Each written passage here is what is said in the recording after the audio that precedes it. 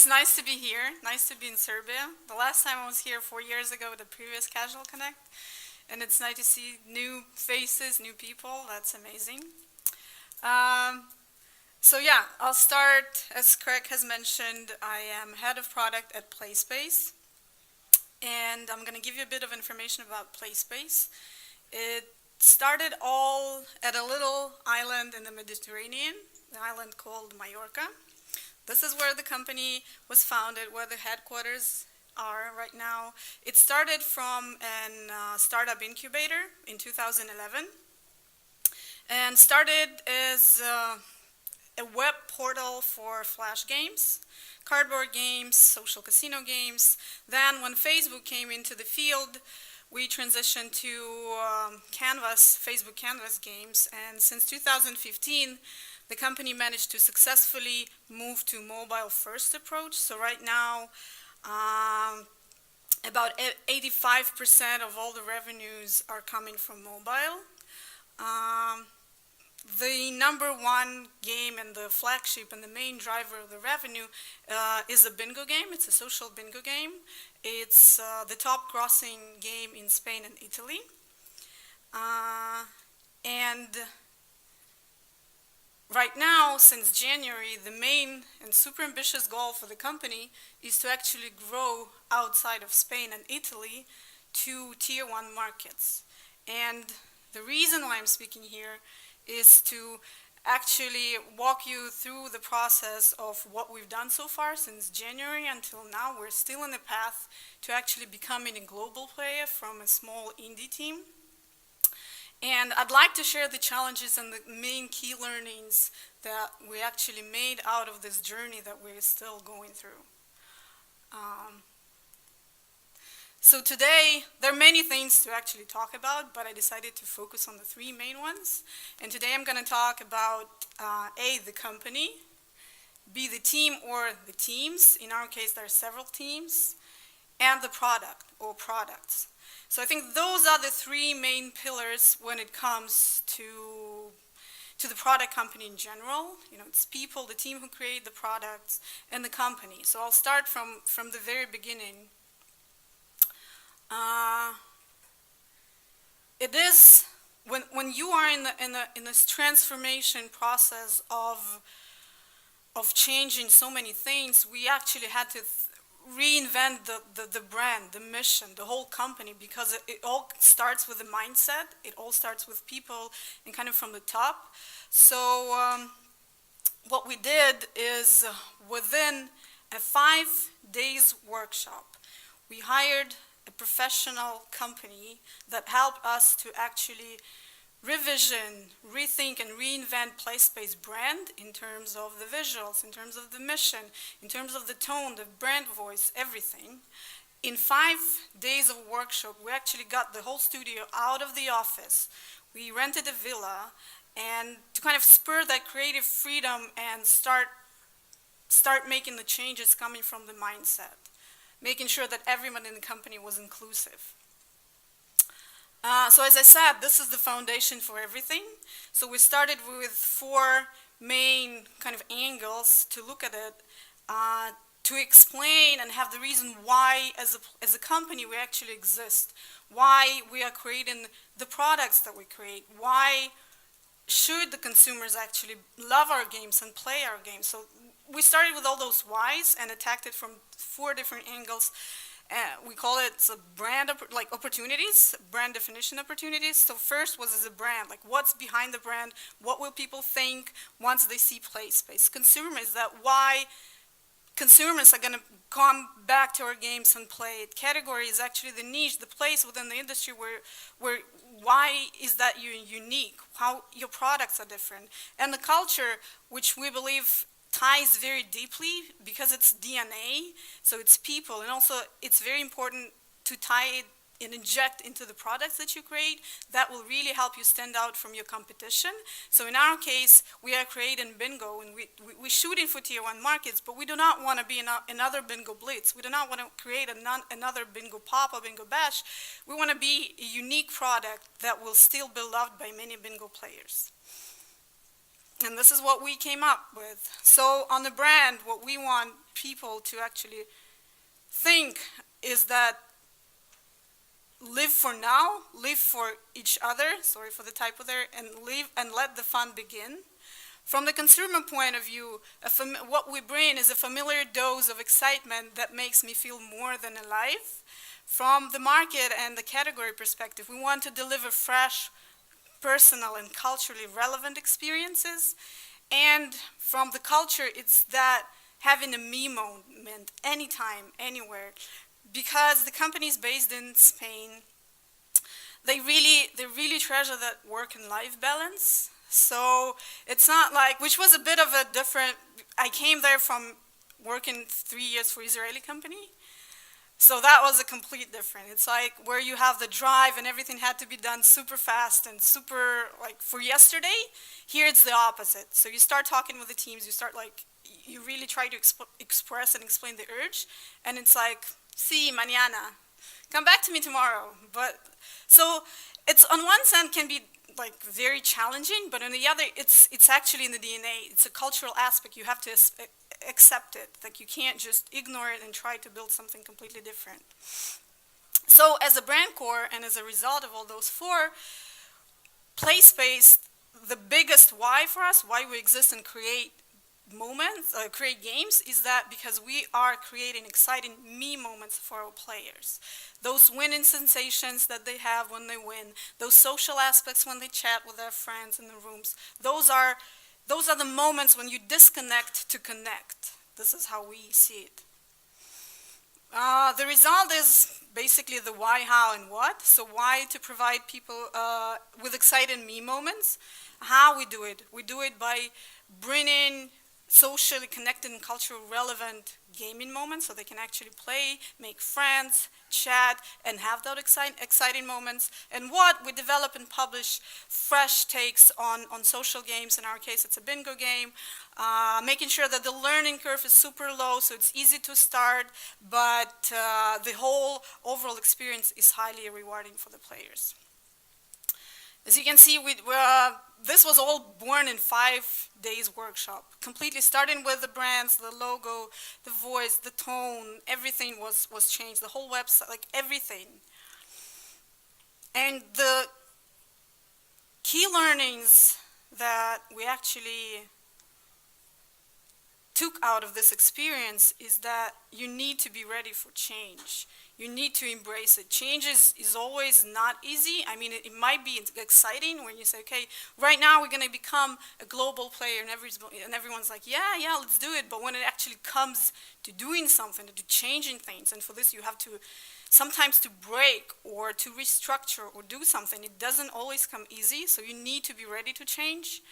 Hire experts to help you. In our case, if we look at the rebranding and reinventing, we were super lucky because we worked with professionals, the company that actually helped create impressive things in just 5 days, which I think was remarkable, and involve everyone in the process of change. It is super important that every single voice is heard, that everyone in the company is actually present during this process of seeing your brand reborn, of being your company reinvented, the mission, the whys. It's super important that everyone is actually part of this process.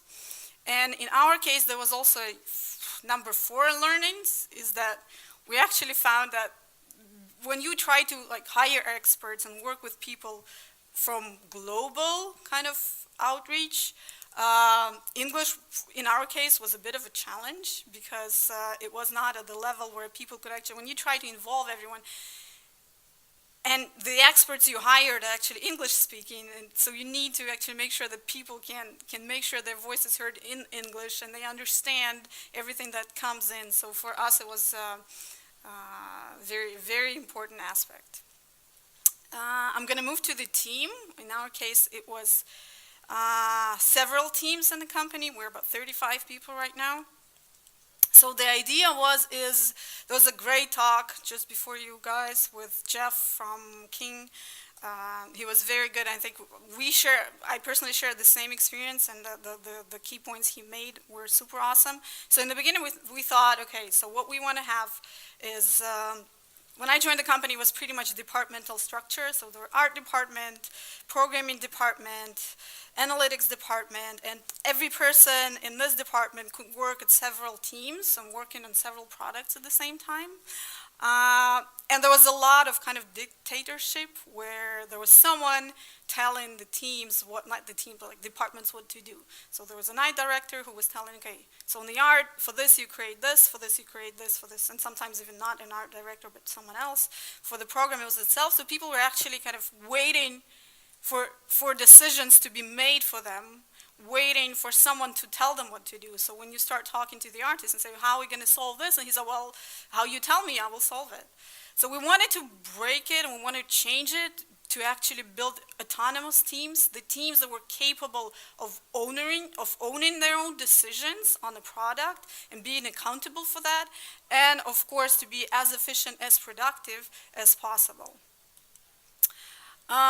So we created this team structure that not only allowed us to do the 3 points that I mentioned before, but also to set the company for growth. So we are actually able to scale by adding additional teams or additional products when we want to. And this is what we came up with. So basically, there's a kind of a feature sub-team and live ops team. And there are role mentors in each field, where everyone within the team, those who were previously head of the departments, who would actually code or mentor or help people, but not by telling them what to do and solving their problems, but by challenging them on the way how they would solve the problem. So this is overall how we wanted this to happen. And we ran into several challenges here. Challenge number 1 is that breaking old habits is super hard. They do die hard. You really have to kind of be very persistent, work on the routine, doing stand-ups every morning at the same time, keeping the time very limited, making sure that everybody is willing to attend the sprint reviews, even if it takes up to 1 or 2 hours once in 2 weeks. And many other things where people were kind of people are reluctant to changes and to something, so we had to build new habits and to make sure that people are actually ready for those challenges, for those habits to be built. Another challenge that we ran into is that by creating this ownership and telling people, okay, team, this is a new team, you own your product. Here you go, you make your own decisions. What you do is going to go into the product. But you actually, when you have very junior or inexperienced teams who previously actually worked under that kind of dictatorship where someone was telling them to do, the first thing is, yeah, they have all those creative ideas and they kind of start doing this, but when they're too junior and inexperienced, it actually creates a chaos and can be super risky. So you have to understand the limit of how much you actually want them to fail, because we as human beings learn much faster when we fail from our own mistakes. So they had to grow up, they had to make their own mistakes. But the problem, you still have to kind of have that level of control, how much we would want them to fail, because it is the company, right? And the success, commercial success, was very dependent on, and still is on the teams. And another challenge was there were no clear processes. We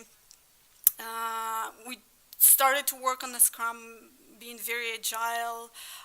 There were no pipelines, so we had to create all those pipelines, starting from the art creation to how this all is implemented and everything. So everything was kind of, again, rebuilt and reborn and built, because this actually created a lot of chaos and a lot of time was wasted. And the key learnings that we made, again, embrace the change. Don't be, because many people were very, very reluctant to accept that. And another challenge that I didn't mention it, but some people were not actually comfortable at the position or the team that they were in. And not because they did not believe in their, like in the place they want to be or their ambitions, but just because they didn't want to accept the change. They liked the way it was, and right now something is happening, something is changing, and they didn't really, so you have to communicate through that process and making sure that every person actually fits in the team and fits at the position that they are at. Hire senior specialists or invite experts in specific fields. That's what we did. So you need to be mindful of your weaknesses and play in your strength. But if there's a weakness, so in our case, for instance, because the company transitioned from desktop kind of flash Facebook canvas to mobile, yeah, it happened. We were successful to do it, but coming up with new products, and we have several in development right now, we realized that actually mobile UI expertise is a disaster. So we need to do something. So either you go and hire someone, or as we ran several workshops by inviting people from big company names. I'm not going to name them right now, but actually coming and sharing their experience and training and helping people in the company to grow faster. Or another way is to learn how others did it by actually coming to conference, talking to people, but also be mindful, as Jeff said, there is no silver bullet. There's no clear, so don't expect someone to come, okay, this is the team structure. It worked for us, so it probably will work for you. Probably not, so you'll have to adjust. In our case, for instance, so we had so there's a bingo team and there are two sub-teams. One is a feature team, the ones who work in the content and on the features, and another is live ops. So it's in combination, it's around 14, 15 people.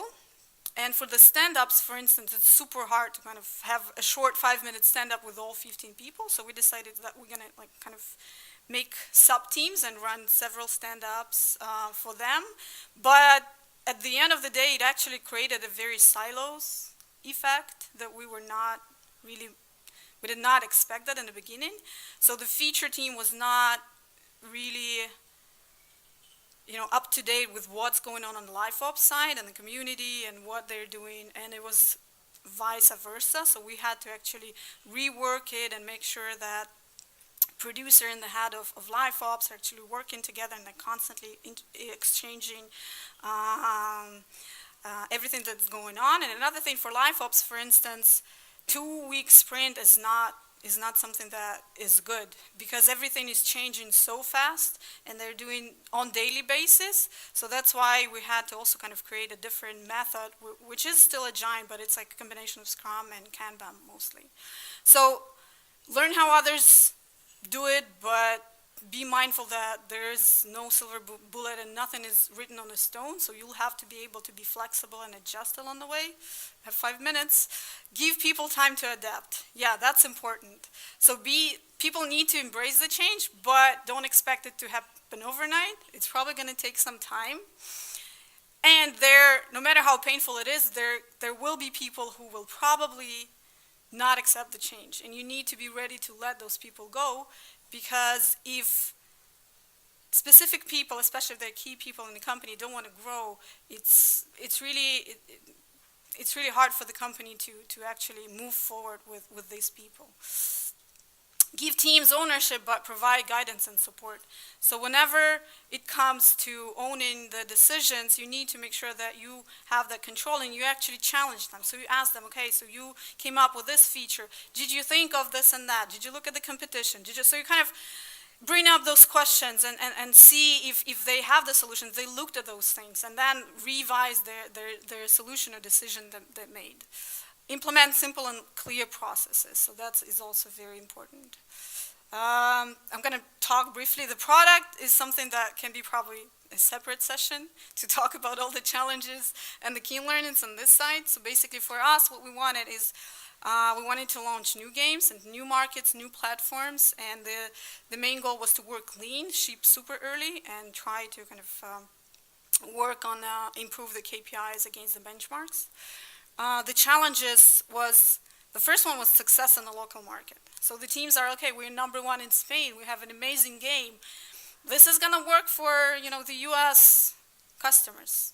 No, it won't. or not necessarily? How do you know? So in this case, success can really be your enemy because you think that you know what will work, but when it's a new market or a new platform, it not necessarily will. Creating games for ourselves. This is a very typical for every indie company. You think you're creating the game for yourself, no matter how you love it and how you're passionate about. You're not creating a game for yourself. You're creating the game for your audience. And you need to be mindful. You need to understand what actually drives them to play, why they're playing, and why they're going to invest in hours and money into it. Operating within the bubble.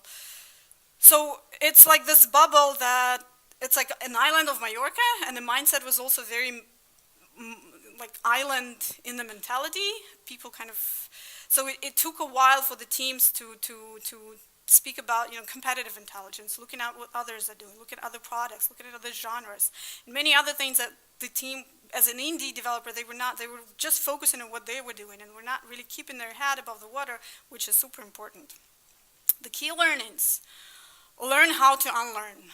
This is super important. Whatever worked for one game in one market will not necessarily work for another game in a new market, a new platform. So you need to understand it, and you need to learn how to question, like make an assumption, test it, experiment, but never take it for granted no matter how much experience you have and how much success you had in a local market. Have a clear vision of the game you are creating. This is also very important. It ties also with the company and the whole kind of values and whys that you also want to tie into a product, because when you have some strategic questions, they will help you find the right answers to this. Know your competition. This is super important. Everyone in the team needs to understand the competition. There has to be someone who's responsible for competitive intelligence, know what the updates, what they're doing, not only within the niche. For our case, it's not only the bingo games, but the whole social casino market. So you need to understand what's in there, what's new. This is super important. Audience, live and breathe your audience. You need to get under the skin of your players to understand what drives, what motivates, why are they playing the games, and everything that will trigger, this is super important. So you need to know it, and keep talking to the team, keep talking to your consumers, keep talking to your community, and keep listening. So it's not a monologue, it's a dialogue. So whenever it comes, you need to be able not only to convey your message, but also to listen and then be able to adjust. 1 minute. This is the way, also, I wanted to put it on the product side, like this golden triangle, which worked for us, so that when you actually weigh and measure your assumptions when you come up with new features or something, is you have your intuition, which for me is kind of equals your experience, so something that you've done in the past, versus data that you collect. It really doesn't matter how you do it, whether it's user testing or actually if it's a live product, you actually look at the KPIs, versus the feedback, again, from your community. And then it's like everything is it's a triangle, but it actually goes in a circle. And then you weigh it against your intuition and experience again, and then you go to data, and then you compare it versus feedback as well. So to summarize, I almost did it. Company, have a strong foundation. This is very important. Understand your whys, know your values, know why you exist, and what is that you're bringing to your players, what is that you're bringing to the market, what is your unique selling proposition, what will help you stand out from the rest and tons of the apps out there. Teams, don't panic. We went through that. People start panicking. When you start changing people, moving the teams, but it's not a sprint, it's a marathon. It's going to take time. It will take time to adjust, to adapt, to restructure again, maybe, because again, like, it's not something that you think it will look good on the paper, may not necessarily then prove to be successful at the end. So you need to be flexible and adjust. And the product, yes, be ready to fail, do it fast, but whenever there is a victory, celebrate it, because it really helps to keep the spirit up, to have the teams motivated, and make the product successful. I think I did it. Yay! Thank you. Hi. In our company, we are just exactly in the position when team is small, and we already know that we must grow. But just in the middle, it's a terrible spot where the changes must be made. But in a small team, those changes are not really important because everything works well, but to grow you need changes, so it's really hard to enforce those changes because even you that are for changes don't really like deeply you don't understand because they are kind of unnecessary, like in Scrum, and when all this bureaucracies at meetings and things like that, you know that they are important, but in small team they are really not. So how, in your experience, how did you enforce how did you inside your head, how you believed in that those changes must be made? I don't think you. No. I think I got your point. I'll try to answer, and then you tell me if I got it right. So I think it all comes back to the goal that drives you. What's your ambition? Like, why do you want to change? Answer the question. If everything is fine and you're happy where you are, maybe you don't need to change. I don't know. So there has to be something, the reason why you want to change, and this is something that should motivate you. Then there has to be someone like running with the flag in front, the leader, who's actually dedicated, who believes in that, who's passionate. This is like, you don't need to have all people believe in that in the beginning. You have to have at least someone very dedicated and be passionate about it. And for us as well, with the Scrum and the kind of bureaucracy that you mentioned, I think it took us 2 or 3 sprints for people to actually understand the value of it. It didn't happen overnight. The first stand-ups were horrible. We literally had like someone standing with a timer and actually calculating the minutes, and it was, but 3 sprints, and you do the retrospective, like you before like the next sprint plan, and you look at the things that you've done, and you see how productivity increases, how you are actually capable. So in the beginning, when you do the sprint planning, sometimes you don't know what the score to put or something, so you're just doing it just for the routine, just for the procedure. But after several sprints, you understand the value of it, and you see like, wow, so in sprint number 1, we achieved X amount, and right now we increase the efficiency and productivity. And then if it's a live product, you look at the KPIs, and you see, for us, since injecting Scrum method and the whole restructured, like the majority of the KPIs like created this hockey stick, graph, like 40% in CVR, retention increase, and many other things. Just because we also the sprints, like they have, like for us, every sprint has a goal. So for instance, we are focusing. I'm just giving an example of a live product, may not work for you. Like this sprint, we are focusing on retention day 1 to 7. We're not doing anything else, just this. So when you prioritize the task, whatever is in the backlog that does not actually answer the goal, you just move it, you throw it away, you're not working on it. And it actually helps the team stay super focused on one goal, so every single feature, and then at the bottom line, at the end, of the month or several sprints, you look at it and you see, wow, yeah. And this is when actually the team members start to understand why you've been forcing them all this time, because they see the result, and that makes them feel very fulfilled and successful, and they understand the value. So I think in the beginning it is hard. So, as I understood, there must be true believer who pushes forward, Yeah. and others follow him blindly, and the results will show others that those were changes that were really necessary. Not Yes? blindly, because as a believer, you also Yes. need to communicate and actually, like, give this power, like a little bit of your passion and your belief. And if you're a good, leader, you'll probably, try to fire up like people and have that co-passion with you. But in general, especially in a small team, someone has to be responsible and accountable, because otherwise, if everybody is, then no one is. Thank you. Any other questions? Hi there. It was really interesting to hear about your experience about the change, and I would like to ask you. First of all, it's a short question, just to see if I understood it well. You started with this change in January this year, right? Or So we started thinking through it, yeah. But the actual kind of the rebranding happened in May.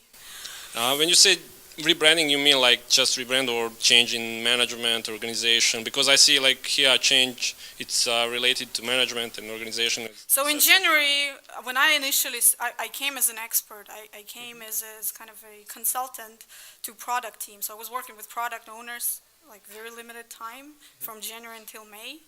And then I took over when the whole kind of structure happened. We also had several expert and consultants working. So it wasn't really a managerial change, but then when everything was the company was ready and everything was thought through, and I mean, there are also financial things that need to be taken care of if you want to grow or implement something new, and we have several shareholders. So when that was kind of at the back was decided, and starting from May, this is where like overall the changes started to actually be implemented. Mm-hmm. And the second question is, when you said like that you recommend like sprints length actually 1 week, and actually you said really like in the way that that's the only right way to do. Do you think that it is more like related to the complexity of the product? Like Of course. so I just wanted to ask, like, why would you say that 1 week sprints are the best deal? What are the like pillars or whatever that you made that decision? Did you try, for example, 2 week sprints, 3 week sprints, and did you measure? Also, well, I can ask you many questions. Maybe we can talk after the lecture. However, but it's like, what do you do after the first sprint, for example? Just after the sprint, do you just go sprint by sprint, or there is like the way, the time when you do retrospective, when you do sprint review, when you do planning, when you do all that things that take time? Yeah, we do all those things. And when I was just wanted to hear about from you, like when you do that, and how do you do that? Sure. So when I was referring to 1 week sprint, I was referring to specifically the live ops sub team. So not for the feature, for the rest of the teams, 2 week sprint is ideal. This is what we found. It just gives enough time to actually do something faster. And we also do updates. We try to do updates every 2 weeks or every 3 weeks sometimes. So that actually helps to kind of create something new within the 2 weeks, and then leave 1 week for testing, and then create an update. So that comes within the time frames. It worked. Yes, we do always retrospective kind of things when we. So the end of the sprint for us, for instance, is every second Friday. We do the sprint review where every team kind of showcases this presentation of to the whole company of what had been done. Sorry, do you merge like that review like from previous 2 sprints? Like, do you merge, like if you said like you do reviews only twice every week, at the every end 2 weeks? At the end of the sprint. Okay. The last day of the sprint. Okay. The last day of the sprint is actually the sprint review, where the whole company is synced, but that's mostly for kind of to see what's going on. So everybody in the company sees that, I don't know, product, local bingo team created this, and they showcase. And that also I can talk about, like the whole presentation, how we did it also went a lot of modifications. Yeah, right. Okay, we can talk yeah, later. But okay. so there. Yeah, that's it. Let's talk. Yeah, thank you for the questions. That's it. Looks like. Thank you guys. Thank you for joining. Have a great conference.